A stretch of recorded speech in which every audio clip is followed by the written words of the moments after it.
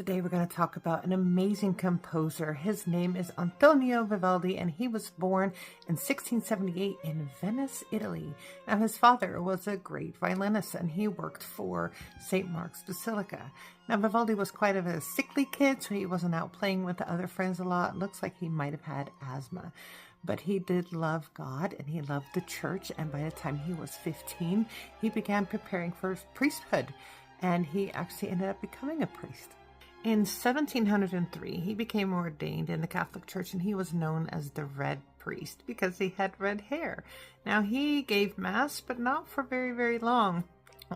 Different reasons that people aren't really sure of. Maybe he felt called in a different ministry.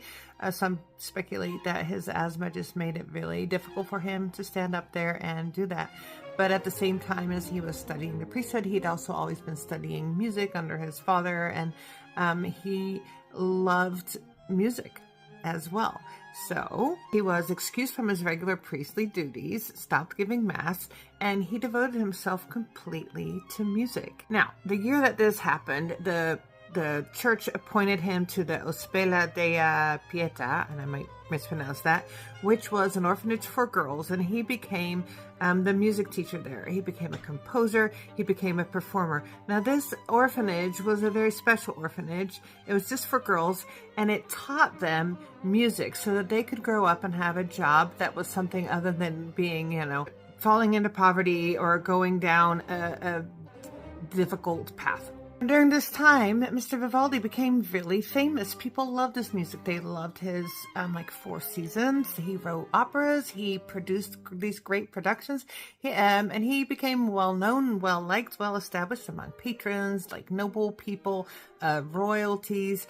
And he traveled all over. He went to Rome and just conducted and had his music all over the place. But over time, musical taste changed, and people weren't so into what he was doing anymore.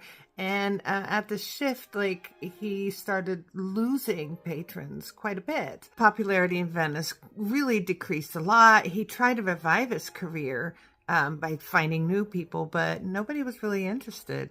And he ended up dying in 1714 in some poverty.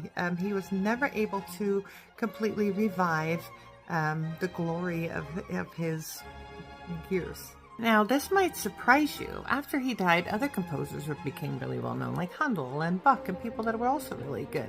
And his music actually started disappearing, and after a while, nobody had even heard of it. So here we have this amazing stuff that Vivaldi wrote, and there was a few centuries where nobody ever heard